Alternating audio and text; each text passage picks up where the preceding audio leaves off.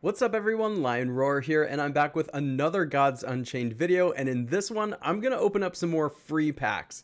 Now, I have no idea how many I have because I've lost track, but I've gotten up pretty far in the ranks to the upper shadow to as high as Auric Gold with the absolutely free-to-play decks that I've been putting videos out about, but I've kind of gotten stuck there, so I need a little more firepower. Let's see what I get.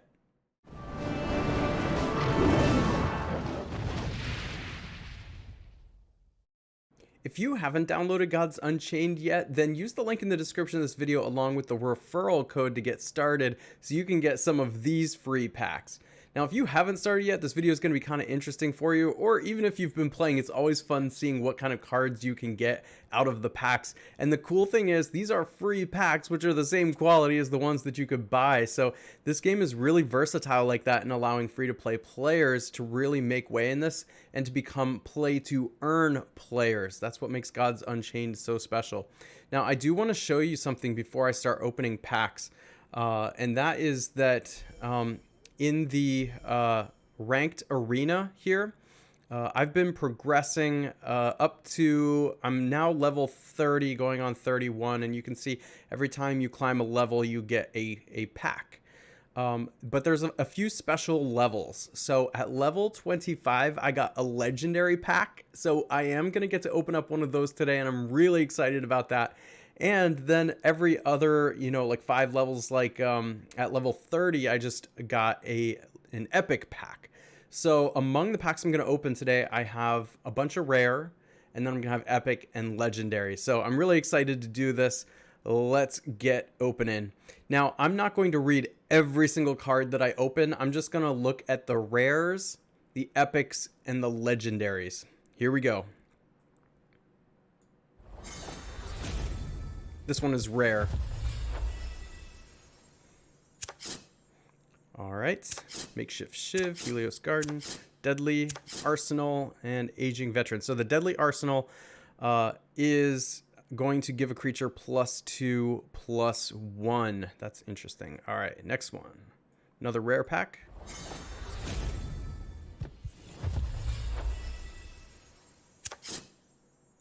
Bright Mage, Reconnaissance is a rare, Overgrown Rhino, Assassin's Aim, and Purification Filter. So Reconnaissance is target creature goes to sleep, add a copy of the top card of your opponent's deck to your hand. So this is basically like a card that says go to sleep and then replace this card. But you get something random, which is really interesting. Random that you didn't put in your own deck, so you don't know if it has synergy or not.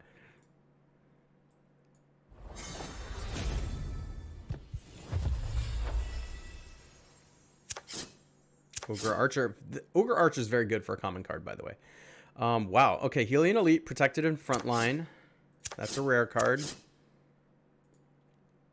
We're getting a lot of good common cards for aggressive decks here, so that's why this is so good and why you should watch some of my deck guides and gameplay for new players. Because... oh, Switch Duelist. This one is a very, very cool, good card. I use this in my aggressive decks as well. So I'm happy to get that one. So the Switch Duelist basically comes out as a 3/1 when you're on offense, but it switches HP and strength. So when it's your opponent's turn, it's a 1/3. It's very annoying for them to deal with. And it's kind of cool. I like it. All right. Epic pack. Here we go. What do we get? Trojan Battle Mage. And we got an epic card, Red Fume Serum. Give a friendly creature +5/+5 and burn +1. That is really interesting and might fit into a deck where, let's say you put out a smaller creature that's kind of hard to deal with. Maybe like one of those frontline creatures that...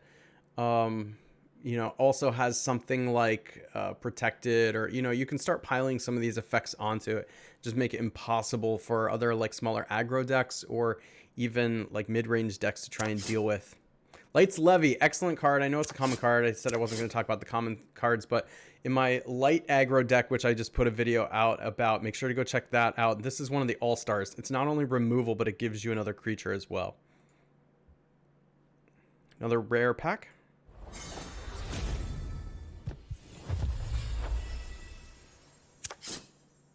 Eager Nobleman. Inconspicuous Carriage. Frontline Afterlife. Add a bomb to your opponent's deck for each of their unused mana gems. Bombs deal 3 damage to the god when drawn. This is a really interesting card, and I do see a lot of people play this one. There's another Light's Levy. Can't get enough of that card. Now, I mean, you can, because, you know, once you get to, you don't really need more, but I'll take more because I am definitely going to be turning those into NFTs. Love that card. Ooh, we just got an epic Sentry Post, and I really like this one too. Backline ability, deal 1 damage. Now, if you can put out some creatures that are tough to deal with, and then this one, meaning they have to go through those other creatures first, then this is just going to sit back there and pick their creatures off, or even, like, if they don't have creatures left, start dealing damage to their god. And we got a rare in this pack. This was a good pack. Staff of Shards for 2. It's an 0/3. Ability, deal 1 damage, then deal 1 damage to your opponent's god and remove 1 durability from this relic. Actually, these two cards seem to have synergy because if you can imagine stacking effects like this, you're going to really deal a lot of damage to their creatures. And this is a relic, by the way, so it's not a creature. You put it on your god, and you probably don't want to use your god to attack, but you can if you so choose. But this one doesn't have any strength for that particular effect. But yeah, this could be an interesting burn style deck, like a burn control deck, which eventually will win by dealing damage to the god. Reckoning, Tome Golem, and Viking War Maiden. Another rare pack.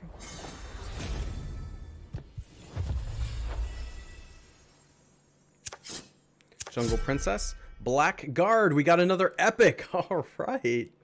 So for 8 mana, we get a 12/10 Roar. Give +2 health to each other friendly creature. If they have frontline, give them +4 health instead.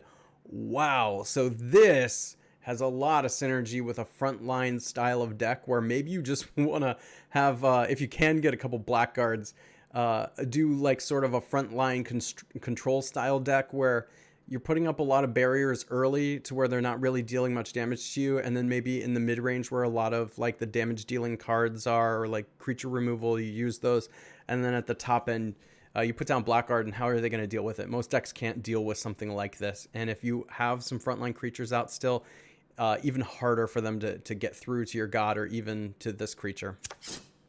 Patron Sacrament, Asterisk Implosion, and Tomb Torchbearer. All right. Another rare pack.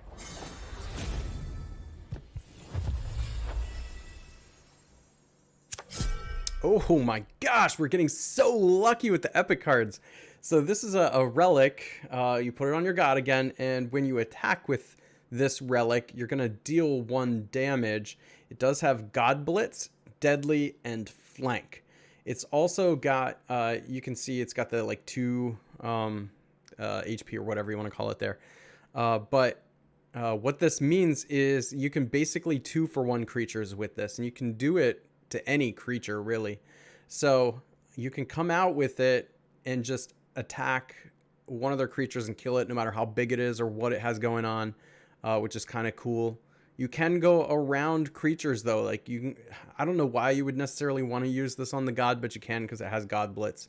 You can use it the turn it comes out. That's another thing that's strong about this. The turn you put it out, which you can't do with most relics, you can attack any creatures or their god if you want to, but it can also get around frontline. So if they do have a frontline, this flank means that, like, let's say you don't really want to kill the frontline creature with this, you want to go after their big baddie or something that's really tough to deal with, you can, which is super cool. Oh my gosh, another epic. Oh, we have a Red Fume Serum. Give a friendly creature +5/+5 and burn 1. So that's our second Red Fume Serum in this pack opening. Oh my gosh. Imperious Smite, Highland Defender, and Cutthroat Insight are the other cards. Goodness. All right, we have a Divine Order pack. This one is rare.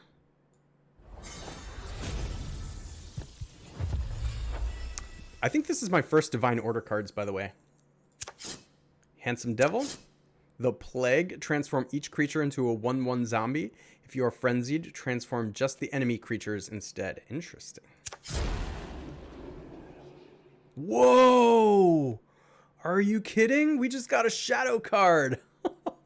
That's what this purple around here means. So there's different rarities, but there's also different shininess. So for example, the lowest is this right here. I think it's called meteorite or something like that.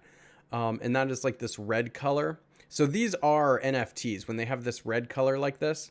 The rarity is indicated by the little triangles on the side. So this is rare because it's blue over here and it has the blue glow around it. This is common because it's gray, right? So this is a common card, but it's got this shininess on it, which means it's more valuable. Kind of interesting. Spring's Harvest. Add 2 random nature cards to your hand. If you are frenzied, add 3 instead. Wow, I really like this card. You don't often see basically draw 3 for 3 mana.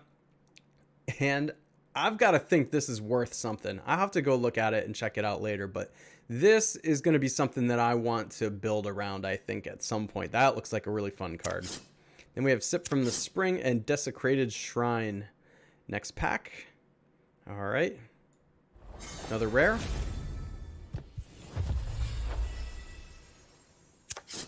Shield Maiden. Void Banshee is a 2 mana 4/3 Afterlife. Deal 4 damage to your god and pull the top card of your deck into your void.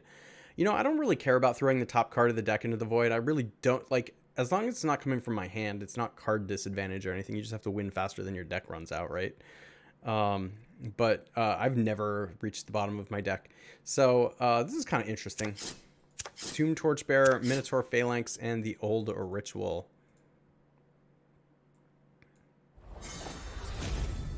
All right, another rare pack.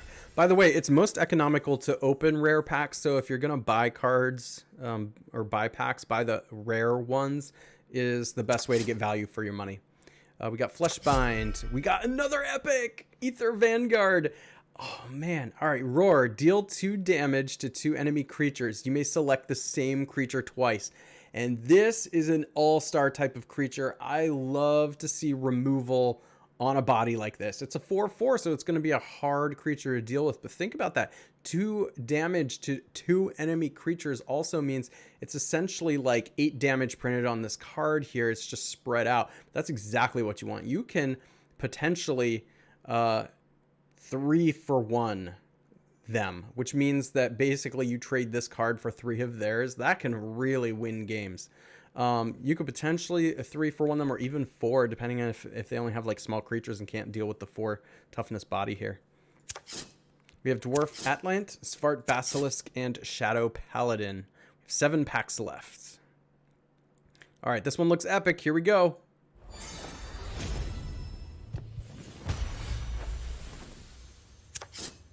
Onyx Nightblade is a rare roar, so when it comes down, destroy a creature with strength 1 or less. That can be a very, very good card, especially in a control type of deck. Battle Bard, another epic. Here we go. It is an epic pack, so you would hope to expect an epic in this one. But Roar, give a friendly Viking +2 strength. Now, this is really cool because I already had one of these, and I don't have a lot of Vikings, so as I'm opening more Vikings, it's good to see this. Dark Dream Hex, Staff of Shards, we got another rare. And this one is a relic, so it's the one we were looking at before where it deals 1 damage, and then you deal damage to your opponent's god and remove a durability from this relic. And we have another Viking War Maiden. All right. This is the legendary. All right, so this is a legendary pack I got completely for free by hitting level 30. Ready for this? Oh, I hope it's a good one. I hope I actually get a legendary out of it. Let's see. All right, what do we get? Athena's Conjurer is a rare. Frontline Roar. Summon a 4/2 Proprian Owl with Frontline. This is a good card. I see a lot of people use this one, and it's another one that can 2 for 1 people potentially, or even more, because it comes out with these 2 bodies. This is awesome and could be the top end in some of the aggressive decks I'm running, where when you get into the late game like that, oftentimes the aggro decks don't have enough gas in them. So putting 2 bodies down is really important. But this fits really well into a mid-range deck, or even a control style deck, as well as sort of like a top end card advantage type of thing. Oh, we got the legendary. We got the legendary. And I think this is a really good one. Oh my gosh, the Nacris Spell Locusts. This 1/3 deadly body. Afterlife. At the start of your next turn, choose and obliterate a card in your hand, then summon this creature from the void. I've seen a number of other people play this in control style decks too, because it just keeps coming back and it just removes everything that they put on the battlefield. I really like the deadly ability, and the fact that this one's recurring is really interesting. It's not really card advantage because you have to obliterate a card in your hand, so I think this one takes some skill, but whoa, I am happy to get a legendary card like that. Then we have Eager Nobleborn, Ether Battle Scout, and Reckoning as the others. We have 5 packs left. Here's a rare.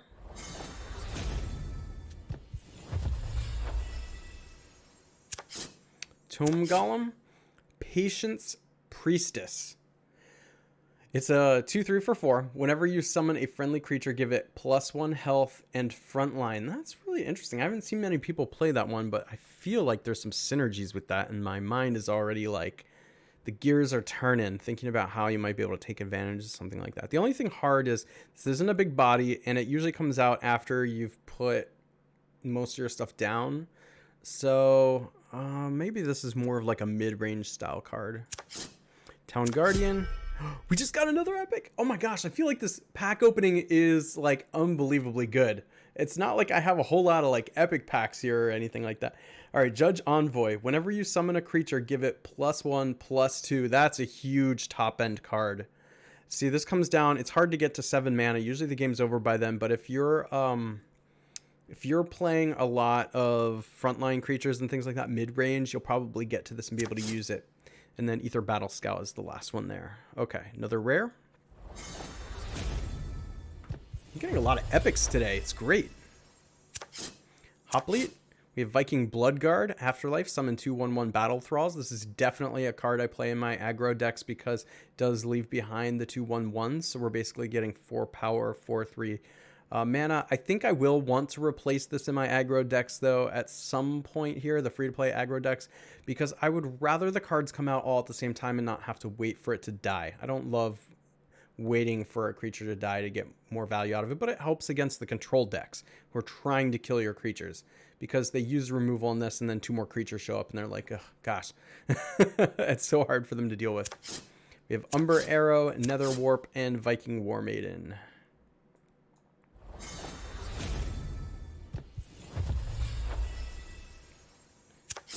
Skeleton Heavy. I like this card, by the way. Fire Wine. 5 mana. Give all your creatures +2 strength and overkill until end of turn. That's interesting.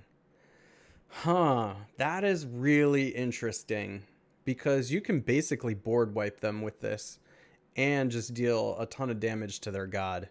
Which, by the way, Skeleton Heavy, although it's common, I said I wasn't really going to talk about them all that much. This is a really difficult card to deal with for aggro decks. I know, because I play against it, and it's oftentimes a 2-for-1, maybe even more.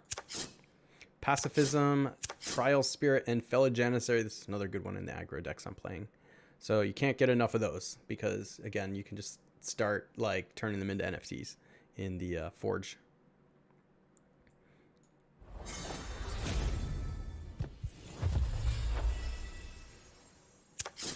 Switch Duelists. All right, so now we're getting a few of these, and I can start to print NFTs out of them. Hunting Trap, another epic. All right, 2 mana. Deal damage to a creature equal to that creature's strength, and this is one of my first of these cards, and this is premier removal. In fact, I think even in my aggro decks, this is going to have to come into some of them because, you know, especially when I'm playing against mid-range, which usually mid-range tends to beat aggro, aggro tends to beat control, control tends to beat mid-range. So, you know, when I go against a mid-range deck and they start to put out those big bodies, this spell's really going to come in handy to just punch through that last little bit of damage. All right, Holy Enchanter, Starsouled Bolt, and Aging Veteran. And we have 1 pack left. And it looks like an epic. All right, let's cross our fingers. Hope we get something good here.